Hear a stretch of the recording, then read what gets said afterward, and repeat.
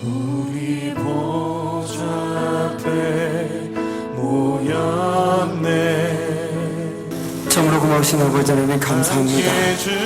저희 날마다 삶 속에서 주님께서 함께 해주시고 은혜로 덮어주셔서 오늘도 정말 피곤하지만 연약한 육신을 붙들고 은혜를 사모하는 마음으로 이 자리 가운데 인도해 주신 그 은혜에 참으로 감사를 드립니다. 오늘도 저희들 하나님의 말씀을 듣고자 합니다. 사람의 말로 듣지 않게 해주시고 오늘도 우리 가운데 함께 하시며 우리들을 사랑의 눈으로 바라보시고 우리 가운데 말씀하시는 주님의 음성으로 듣게 하여 주시고 그 음성 가운데 믿음으로 반응하며 나아가는 저희들의 복된 시간 되어질 수 있도록 하나님 도와주시옵소서. 특별히 마음은 원이로되 여러가지 사정들로 육신 연약함으로 이 자리에 함께하지 못한 우리 귀한 성도들이 있습니다. 어디에 있든지 무엇을 하든지 동일한 은혜로 함께 해주시고 오늘도 그 어느 은혜보다 하나님의 은혜를 흡족하게 누리는 복된 시간 되어질 수 있도록 성령 하나님께서 친히 함께하여 주시옵소서. 감사드리며 예수 그리스도 이름으로 간절히 기도드립니다. 아멘. 오늘 이 저녁에 하나님께서 오래 주시는 귀한 말씀은 예레미야 3장 22절에서 4장 2절까지의 말씀입니다.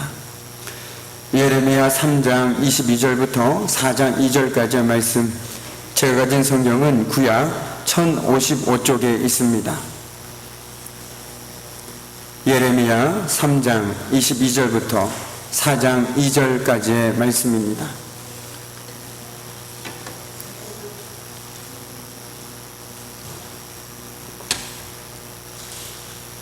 우리 이 귀한 말씀을 한 절씩 교독하도록 하겠습니다. 배역한 자식들아 돌아오라. 내가 너희의 배역함을 고치리라 하시니라. 보소서 우리가 주께 왔사오니 주는 우리 하나님 여호와이심이니이다.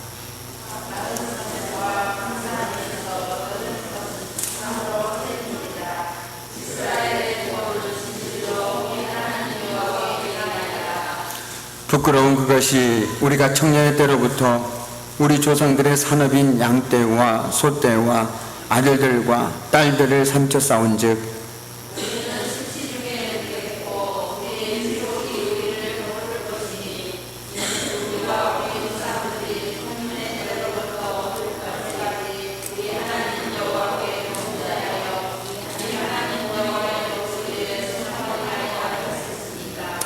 여호와께서 이르시되 이스라엘아 내게 돌아오려거든 내게로 돌아오라.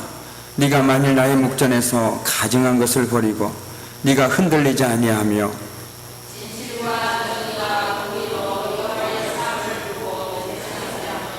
나라들이 나로 말미암아 스스로 복을 빌며 나로 말미암아 자랑하리라. 아멘. 참으로 고마우신 아버지 하나님, 저희들 하나님의 말씀을 듣고자 합니다. 이 시간 하나님의 말씀을 들을 때에 깨닫는 마음과 듣는 길을 허락해 주셔서 오늘 하나님의 말씀을 듣고 깨달아 알아서 믿음 가운데 살아가는 저희들의 복된 삶들이 되게 해 주시고 날마다 하나님의 은혜를 누리며 살아가는 그런 복된 인생들이 다 되어질 수 있도록 하나님 도와주시옵소서. 무엇보다도 하나님의 말씀을 들을 때에 그 어떤 것도 그 무엇도 이 기쁨을 빼앗지 못하도록 성령 하나님께서 지켜주시고 은혜로 함께하여 주시옵소서. 모든 것 함께 온전히 의탁하오며 감사드리며 예수 그리스도 이름으로 간절히 기도드립니다. 아멘. 할렐루야. 반갑습니다. 우리 특별히 이 시간 인사하실 텐데요, 옆 사람을 축복하는 마음으로 잘 오셨습니다. 우리 인사 나누시겠습니다. 네, 정말 잘 오셨습니다. 네, 반갑습니다. 그리고 제가 뒤에서 기도하다가 이런 마음이 들었어요. 지금 옆에 앉아 있는 분, 혹은 내 옆에는 아무도 없는데 내 뒤에 앉아 계신 분은 하나님께서 오늘 나에게 주신 기도의 파트너다라고 생각하시면 될 것 같습니다. 그래서 오늘 기도하실 때 꼭 한 번은 그분을 위해서 기도할 수 있는 저와 여러분이 되었으면 좋겠습니다. 아멘. 꼭 기도하실 거죠? 네. 1959년에 남극 기지에서 있었던 실화를 바탕으로서 만든 영화 에이트 빌로우라는 영화가 있습니다. 남극에서 8마리의 썰매경과 함께 빙판과 눈길을 탐사하던 사람 중 한 사람이 그만 절벽 아래에 굴러떨어져서 뼈가 부러지는 중상을 입게 되었습니다. 그들은 서둘러 피신해야만 했습니다. 탈출하는 헬리콥터에는 사람이 탈 자리가 부족했기 때문에 그 썰매결들을 태울 자리가 당연히 없었습니다. 그래서 그들은 최대한 그리 할 수 있는 한 많은 먹이를 남겨두고 떠나야만 했습니다. 그러나 그들은 개들을 포기한 것이 아니었습니다. 다시 돌아와서 데려갈 예정이었죠. 극한의 땅에서 생사고락을 같이 했던 개들을 구하기 위해서 그들은 백방으로 노력했습니다. 우리도 그렇지 않습니까? 정말 어려운 상황 가운데 함께 했던 사람이라면 우리가 그 사람들을 어떻게 쉽게 외면할 수 있겠습니까? 하물며 미물일지라도 정말 생사고락을 함께 했던 그 개들을 그들은 결코 잊을 수가 없었습니다. 하지만 개들을 구출하기 위해 비용을 지불해 줄 사람은 아무도 없었습니다. 시간이 지나자 그들은 생각했습니다. 엄청난 추위와 굶주림에 아마 개들은 죽었을 것이기에 가는 것 자체가 무의미할 뿐이라고 생각했습니다. 하지만 그중 한 사람만은 결코 썰매견을 포기할 수가 없었습니다. 결국 그는 혼자 힘으로 비용을 마련하고 어렵게 지구 반바퀴를 돌고 돌아서 무려 175일 만에, 즉 6개월 만에 남극으로 다시 갔습니다. 너무나도 많은 시간이 흘렀습니다. 그런데 썰매견들은 그곳에 있었습니다. 개들은 주변의 다른 짐승들을 사냥해 먹으며 다른 곳으로 떠나지 않고 지키고 있었던 것입니다. 그들을 기다리고 또 기다리고 있었습니다. 멀리서 눈밭을 가리며 달려오는 개들을 끌어안고 기쁨의 눈물을 흘렸습니다. 약속을 지킨 사람과 그 약속을 믿고 기다린 썰매견들의 이야기는 우리들에게 큰 도전과 함께 감동이 되어줍니다. 왜냐하면 이 감동적인 이야기는 지금도 믿음으로 살아가고 있는 저와 여러분의 삶 속에서도 여전히 진행 중이기 때문입니다. 하나님께서는 오늘도 우리에게 수많은 약속을 주셨고 그 약속을 지켜가고 계십니다. 그리고 우리를 기다리고 또 기다리고 계십니다. 이처럼 하나님께서는 이스라엘 백성들에게 한결같이 정말 변함없이 신실함을 보여주셨습니다. 약속한 것은 반드시 지키시는 그 변함없는 성품을 이스라엘 백성들에게 끊임없이, 정말 끊임없이 보여주셨지요. 우리가 아는 것처럼 광야에서 그들을 인도하셨고 가나안에 들어가게 해 주셨습니다. 가나안에서 풍성한 열매를 거두게 해 주셨습니다. 그런데도 이스라엘 백성들은 한결같이, 참으로 한결같이 하나님께 신실하지 못한 모습을 보여주었습니다. 한마디로 변덕스러운 모습만을 보여주었다라는 것이죠. 하나님께 약속한 것들은 정말 많지만 그 약속은 그들의 상황에 따라 하루에도 수십 번 바뀌고 또 바뀌었습니다. 그들은 헛된 우상을 쫓아다녔으며 철저하게 하나님을 외면하였고 배신하는 삶을 살았습니다. 그래서 이스라엘 백성들의 삶을 한 단어로 표현한다면 아마 배신자가 아닐까 생각됩니다. 사자성어로 얘기한다면 배은망덕이겠죠. 하나님의 은혜를 힘입어서 광야 생활 40년을 보냈고 오직 하나님의 은혜로 약속의 땅 가나안에 들어갔고 그곳에서도 하나님의 은혜로 먹고 편안하게 살았으면서도 그 은혜를 잊어버리고 다른 곳에 마음을 뺏겼다라면 그것만큼 배은망덕한 것이 어디 있겠습니까? 그런데 구약 성경을 보면 참으로 이스라엘 백성들은 그들 삶의 모습이 늘 배은망덕했다라는 것이죠. 그런데 참으로 안타깝게도 하나님께서는 그들에게 변함없는 사랑으로 동일하게 약속하시고 그들의 삶과 상관없이 그 약속을 지켜가고 계시는 모습들을 우리는 보게 됩니다. 그들은 가나안 땅에 들어간 이스라엘은 바알이 도움이 된다라고 생각했습니다. 그도 그럴 것이, 얼마 전 제가 말씀드린 것처럼 바알은 농사의 신이고 풍요의 신이고 비와 구름의 신이었습니다. 그렇기 때문에 농사 짓는 가나안에서 그들에게 도움이 될 것 같았습니다. 왜냐하면 농사 지을 때 가장 중요한 것이 바로 비 아니겠습니까? 그렇기 때문에 바알에게만 잘 보이면 그들은 항상 풍년의 삶을 살아갈 수 있을 것이라고 착각했던 것이죠. 실상은 그들에게 아무런 도움이 되지 않는 헛된 것일 뿐이었습니다. 그래서 그들은 가나안에 들어가자 지금껏 광야에서 무려 10년도 아니요, 20년도 아니요, 30년도 아닌 40년 동안 그들을 입히시고 먹이시고 인도해 주신 하나님을 까맣게 잊어버렸습니다. 바알에게 모든 마음을 빼앗기고 말았습니다. 아, 저 신이야말로 우리의 인생을 걸만한 신이다. 저 신이야말로 우리의 모든 것을 걸어도 되겠구나라는 생각들을 하게 되었다라는 것이죠. 바알에게 모든 마음을 빼앗기고 말았습니다. 그리고 바알이 약속하는 거짓된 풍요와 넉넉함에 취하니 하나님의 은혜를 잊어버렸습니다. 한마디로 가짜에 정신이 팔려버렸다라는 것이죠. 그들을 광야에서 인도하신 분은 하나님이셨지만 정작 그들은 하나님을 찾지도 않았습니다. 하나님의 인도하심과 은혜 안에 살았던 그들의 삶 속에 더는 하나님이 계시지 않았습니다.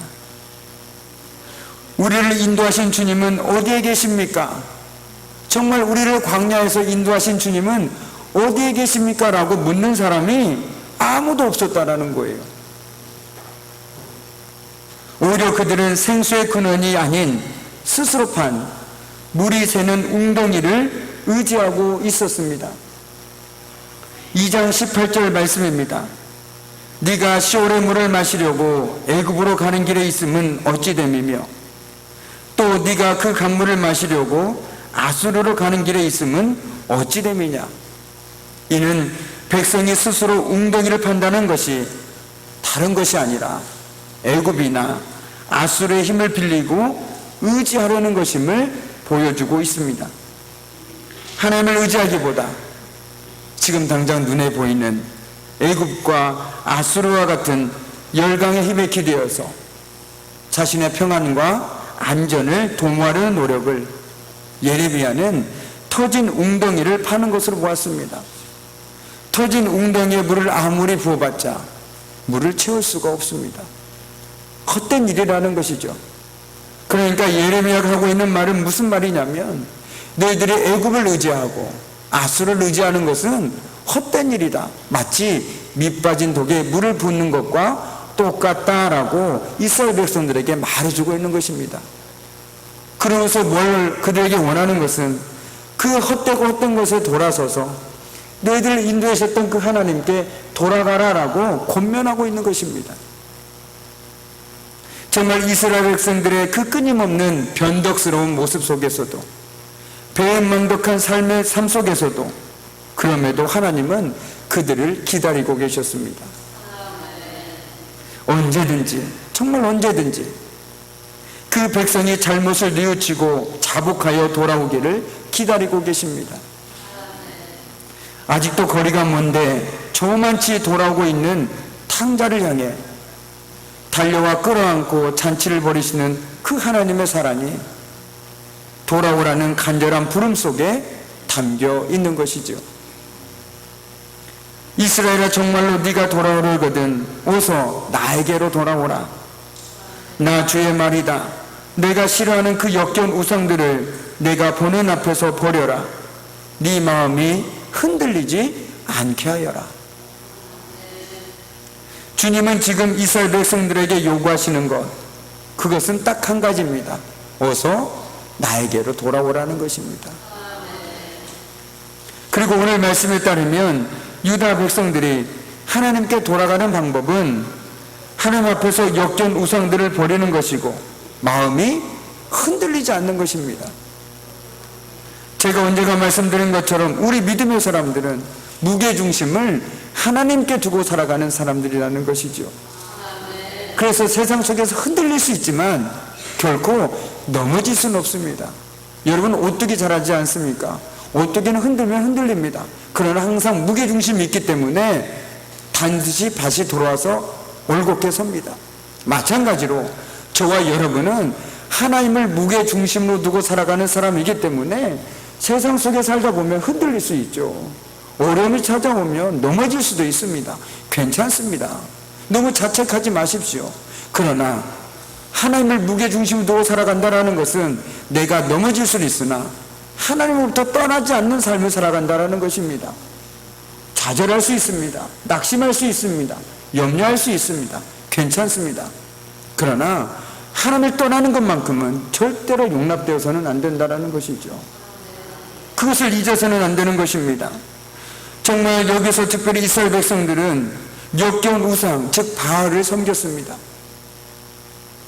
하나님 대신 남편을 섬겼던 이방의 우상들을 하나님은 떠나라고 얘기하고 있습니다.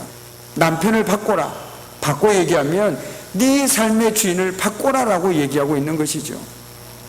그러므로 우상을 버린다라는 것은 우상이 준다고 믿었던 그 안락함과 풍요에 대한 환상을 떨쳐버리라는 것입니다. 그건 거짓된 환상입니다. 그리고 주님의 부르신 길 위에서 확고히 서는 것입니다. 우리가 어떤 삶을 살아가든지 우리는 주의 말씀 안에서 굳건히 서서 살아가는 사람들이라는 것이죠. 그런 삶을 살아가라고 오늘 예레미야는 말하고 있는 것입니다.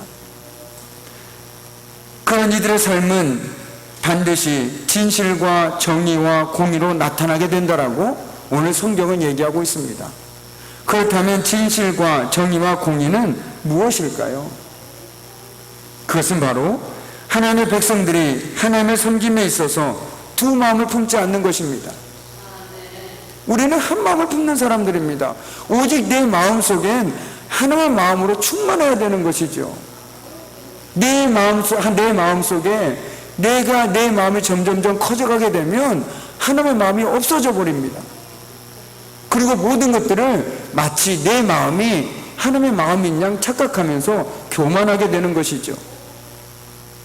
그래서 조금 전에 기도했던 것처럼 우리는 패망의 길에 서게 된다는 것입니다.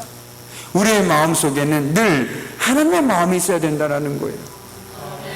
그래야만 우리가 세상 속에 살아갈 때 우리 삶의 모습들이 결코 흔들리지 않을 수 있다는 것입니다. 그리고 그 마음을 품고 살아갈 때 우리는 결코 불의와 타협하지 않습니다. 또한 이웃들을 진심으로 사랑하는 삶을 살아가게 된다는 것이죠. 이것이 바로 하나님의 마음을 품고 살아가는 사람, 두 마음을 품지 않는 사람의 삶의 모습이라는 것입니다. 우리는 이처럼 하나님께서 유다 백성들에게 요구하시는 정말 회개의 요건, 이것을 통해서 그렇다면 회개란 무엇인지를 알아야 될 것 같습니다. 회개란 마음과 삶의 근본적인 변화를 수반하는 행위입니다. 내가 회개했다라는 것은 단순히 입술로 주님 잘못했습니다 라고 얘기하는 것이 회개가 아니라는 것이죠. 내가 진정으로 회개했다라면 내 삶이 변화가 되어야 된다는 것입니다.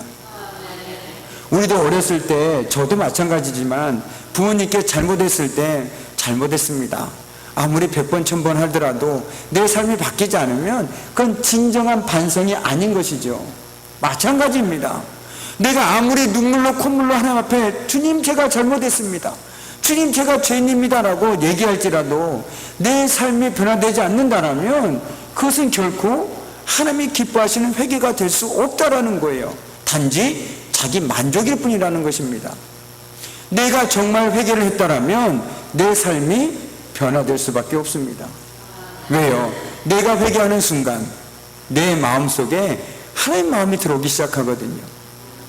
내가 하나님께 돌아가다 보니까 내 삶을 하나님의 마음으로 보기 시작합니다. 아, 그랬다 보니까 이 삶은 결국 하나님이 기뻐하시는 삶이 아니구나, 내가 이렇게 살아서는 안 되겠구나 라는 것들을 깨닫게 된다는 것이죠. 그런 의미에서 본다라면 회개라는 것은 내 마음대로 내 생각대로 살던 그 마음에서 돌이켜서 이제는 하나님의 마음을 품고 살아가기 시작하는 것입니다. 그렇기 때문에 진정으로 회개하는 사람은 그 안에 늘 하나님의 마음이 있기 때문에 똑같은 것을 보더라도 다르게 생각하고 다르게 행동하게 된다는 것이죠. 그 전까지는 내 마음대로 생각했기 때문에 이건 안 된다, 저건 안 된다, 남을 판단하고 정죄하고 미워했다라면 회개한 사람은 내 안에 하나님의 마음이 있기 때문에 정죄하기에 앞서서 그 사람을 이해하려고 합니다. 저 사람 역시 참 연약한 사람인데 라는 것들을 생각하면서 오히려 그 사람을 긍휼히 여기는 마음들이 우리 안에 생기기 시작하게 된다는 것이죠. 왜요? 내 안에 내 마음이 아니라 하나님의 마음이 들어오기 시작하니까. 그리고 내가 누군가에게 어려운 삶을 봤을 때 아유 참 안 됐다라는 그 마음에 그치는 것이 아니라 오히려 그 사람을 위해서 전심으로 기도하게 된다는 것입니다. 왜요? 저 사람이 정말 하나님의 은혜를 누렸으면 좋겠다, 정말 저 가정이 복을 받았으면 좋겠다, 정말 내 기도보다 내가 기도하는 저 사람 품고 기도했을 때 하나님이 저 가정 가운데 기도에 응답해 줬으면 좋겠다, 이런 마음들이 우리의 마음속에 솟아날 수밖에 없다는 것입니다. 우리가 기도할 때마다 늘 우리가 누군가를 위해 기도할 때마다 정말 그냥 기도하는 것이 아니라 내 기도는 들어주지 않을지언정 하나님 저 사람을 위한 기도를 할 때 이 기도만은 꼭 들어주십시오 라는 그 기도를 할 수 있는 저와 여러분이 되었으면 좋겠습니다. 그래서 정말 하나님은 살아계시는구나, 내가 저 사람을 품고 기도했더니 하나님께서 정말 저 사람의 가정 가운데 모든 어려운 형편 가운데 육신의 연약함 가운데 하나님께서 회복시켜 주셨구나, 얼마나 감사하겠습니까? 내가 기도 응답 받은 것보다 더 기쁘지 않겠습니까? 이것이 바로 믿음의 사람들의 삶의 모습이라는 것이죠. 진짜 회개한 사람들의 삶의 모습이라는 것입니다. 나는 좀 어려울지라도, 나는 좀 아플지라도 저 사람이 좀 더 나았으면 좋겠다, 저 사람이 조금 더 나보다 좀 복을 더 누렸으면 좋겠다, 이런 마음들이 끊임없이 내 안에서 용솟음치게 된다는 것입니다. 왜요? 내 안에 하나님의 마음이 들어와 있으니까. 하나님의 눈으로 바라보니까 나도 참 힘든 삶인데 저 사람이 더 힘든 삶처럼 보이기 시작합니다. 내가 하나님께 구할 게 더 많은데 하나님 마음이 내 안에 들어오니까 내 건 문제가 아니더라는 거예요. 이건 아무것도 아니더라는 거예요. 오히려 저 사람이 지금 하나님의 도움이 더 필요하다는 것들을 깨닫게 됩니다. 그리고 어떻게 해요? 내가 가진 것들을 나눌 수 있는 삶까지 이어지게 된다는 것이죠. 복을 받기 위해서가 아니라 내 안에 하나님의 마음이 있다 보니까 자연스럽게 그것들이 자연스럽게 드러나게 된다는 것입니다. 제가 여기 와서 가장 은혜 받은 말 중에 하나가 바로 우리를 뭐라고, 성도라는 표현도 참 좋지만 저는 가족이라는 표현을 참 좋아합니다. 가족은요 싫고 좋고가 없습니다. 내가 저 사람들 조금 나오면 나중에 줘라는 어떤 전제 조건도 없습니다. 그냥 줍니다. 왜요? 사랑하니까, 가족이니까. 이게 저는 하나님의 마음과 똑같다라고 생각합니다. 우리 성도들을 바라볼 때 그 마음으로 우리가 바라본다라면 내가 조금 더 있는 거 하나님이 주신 거 그냥 나눕니다. 그래서 뭐라고 얘기합니까? 하나님이 주신 겁니다. 그렇지 않습니까? 하나님이 주신 겁니다. 저는 그냥 흘려보내는 겁니다. 이 믿음의 삶이 저와 여러분의 삶이 되어야 된다는 것이죠. 이것이 진짜 회개한 사람들의 삶의 모습인 것입니다. 아무리 100번 1000번 주님 앞에 눈물로 주님 제가 잘못했습니다, 벌레만도 못한 사람입니다, 용서해 주십시오라고 기도할지라도 내 삶이 변화되지 않는다라면, 내 마음속에 내가 가득 차 있다라면 그 사람은 진짜로 회개한 사람이 결코 아닙니다. 정말 회개한 사람이라면 자꾸자꾸 내 마음속에 내 마음을 비워내야 되고 하나님 마음으로 채워져야 된다는 것이죠. 그렇기 때문에 보는 것이 달라집니다. 내 말이 바뀌어지기 시작합니다. 내 행동이 달라지기 시작합니다. 그러면서 뭐라고 얘기합니까? 저 사람이 바뀌기 시작했다라고. 가장 가까운 사람들이 알기 시작한다는 것이죠. 근데 실상은 그것은 내가 하는 것이 아니라 내 안에서 하나님께서 역사하시는 겁니다. 이게 회개하는 사람들에게 주어지는 은혜요, 복이라고 저는 생각합니다. 오히려 나는 저 사람을 위해서 복을 빌었는데 그 기쁨은 제가 더 큽니다. 그렇지 않습니까? 내가 저 사람의 건강을 회복을 해서 열심히 기도했는데 건강해진 건 그 사람인데 기쁨은 제가 더 큽니다. 이게 더 큰 은혜가 아니겠습니까? 이것이 바로 기도하는 사람만이 느낄 수 있는 하나님 주신 맛이라고 저는 생각합니다. 은혜라고 생각합니다. 그래서 제가 서두에 말씀드리지 않았습니까? 지금 내 옆에 앉아 있는 사람, 아니면 내 뒤에 앉아 있는 사람은 하나님께서 나에게 오늘 이 저녁에 꼭 한 번만이라도 그 사람을 생각하면서 기도하라고 주신 선물이라는 거예요. 내가 그 사람을 위해서 기도할 때 오히려 나에게도 하나님께서 은혜를 주실 거라는 겁니다. 왜요? 하나님께서 저 사람 가운데서도 일하고 계시는구나. 그렇다면 바꿔 얘기한다면 제 삶 속에도 일하지 않겠습니까? 제 삶 가운데도 은혜로 함께 해주지 않겠습니까? 그것이 바로 정말 하나님 안에서 진정으로 회개한 사람들의 삶의 모습이고 은혜라고 저는 생각합니다. 탕자가 아버지 품에 뛰어들었듯이 우리가 하나님 품 안으로 뛰어드는 것입니다. 아무것도 그냥 따지도 않고 묻지도 않고 하나님 앞에 그냥 던지는 것입니다. 내 모든 걸 던지는 것이에요. 하나님께서 받아주실 거는 그 믿음으로 정말 하나님 앞에 나갈 수 없는 부족한 몸이지만 그냥 은혜에 힘입어서 하나님께 내 모든 것을 투신하는 것입니다. 그리고 하나님 안에 뛰어드는 것입니다. 하나님께서 때리시면 맞겠습니다. 하나님께서 이 길로 가르시면 가겠습니다. 이것이 바로 믿음의 사람들의 삶 아닙니까? 하나님께로 그렇게 돌아가는 것, 그것이 바로 회개라는 것이죠. 내 기준과 내 방식대로의 삶에서 돌아섭니다. 내 안에 하나님의 마음이 있으니까 더 이상 내가 기준이 되지가 않습니다. 하나님의 말씀이 기준이 되고 하나님의 마음이 내 삶의 기준이 되어지는 것입니다. 그렇기 때문에 단순히 마음만을 바꾸는 것이 아니라 내 삶 자체가 변화될 수밖에 없는 것이죠. 이처럼 돌이킴은 우리의 삶을 통해서 보여지게 됩니다. 정말 저 사람이 진짜 믿음의 사람이다, 아니다, 여러분 무엇으로 판단할 수 있을까요? 기도하는 걸로 판단할 수 있을까요? 저 사람은 기도를 하루에 3시간씩 해, 정말 진짜 믿음의 사람이야. 그럴 수도 있습니다. 그런데 더 중요한 건 무엇이냐면 그 사람의 삶의 모습을 보면 정말 저 사람이 하나님을 믿는 사람인지 아니면 흉내내는 사람인지 알 수 있다는 거예요. 부족하지만 연약하지만 하나님을 두려워하는 마음으로 늘 하나님 앞에 살아가는 사람만이 진짜 믿음의 사람이라는 거예요. 그 사람의 삶에서는 나는 의도치 않았지만 하나님이 드러납니다. 저 사람을 보면 뭔가 다른 것 같습니다. 똑같이 교회 다니는 사람인데 저 사람만 보면 뭔가 다른 것 같습니다. 이게 드러날 수밖에 없다라는 거예요. 왜요? 내 안에서 하나님이 일하고 계시니까 그것들을 볼 수 있다라는 겁니다. 우리가 가시던 물에 씨를 뿌려봐야 소용이 없습니다. 백성들이 돌아오려고 한다면 하나님은 그들을 언제든지 다시 받아주실 것입니다. 저와 여러분도 하나님을 떠나 살다가 정말 하나님 제가 두 손 들고 주님 앞에 나아갑니다 라고 얘기했을 때 하나님께서는 묻지도 않고 따지지도 않고 우리를 기꺼이 받아주실 것입니다.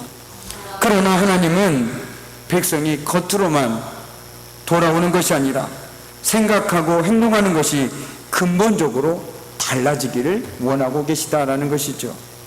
땅만 가볍게 파헤치지 말고 밭을 완전히 갈아엎어야 됩니다. 묵은 땅은 먼저 갈아엎어야 합니다. 우리는 이러한 모습을 바로 우리가 너무나 잘 알고 있는 삭개오를 통해서도 엿볼 수 있습니다. 삭개오는 세리장이었고 부자였지만 사람들은 그를 죄인이라고 불렀습니다. 그런 그가 예수님을 만났습니다. 아니, 예수님을 만나기 위해서 뽕나무에 올라갔고 그 결과 예수님을 만났습니다.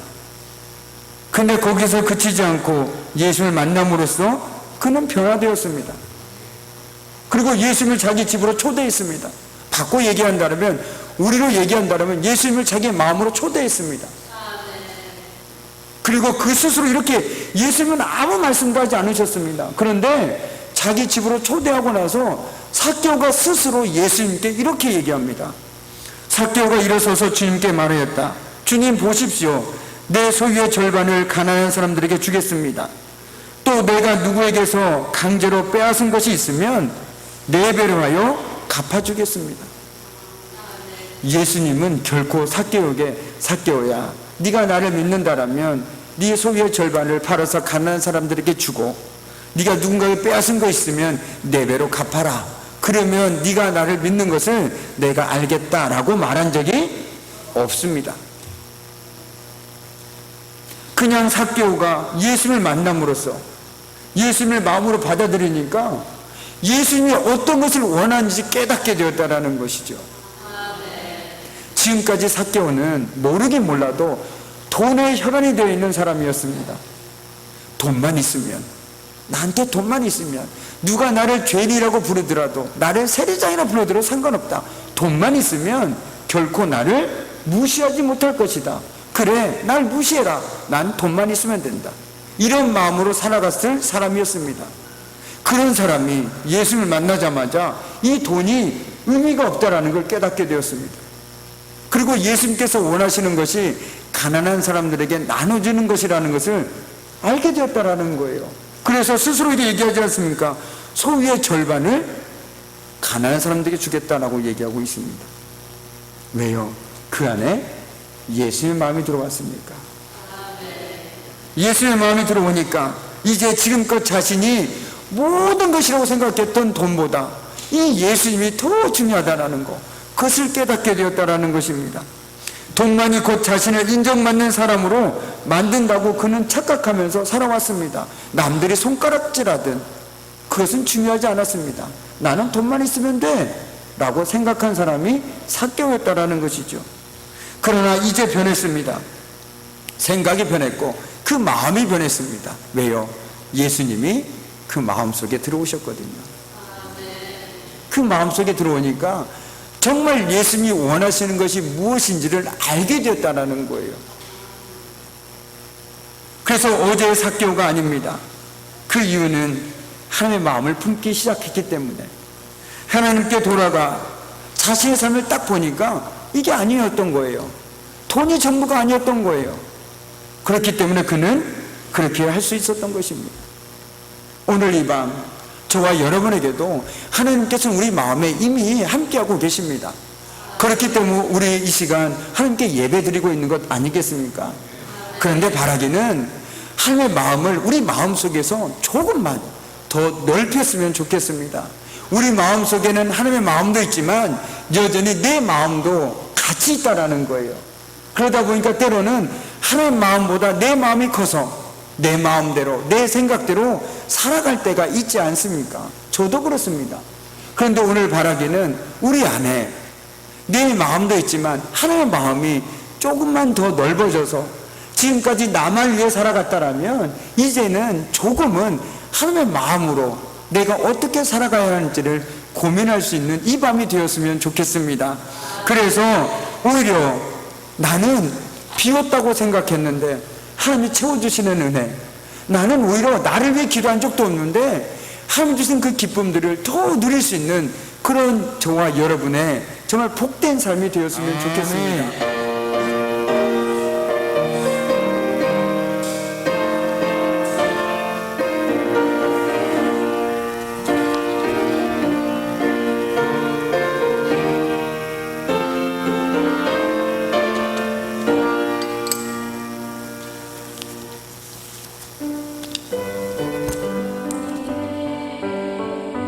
모이는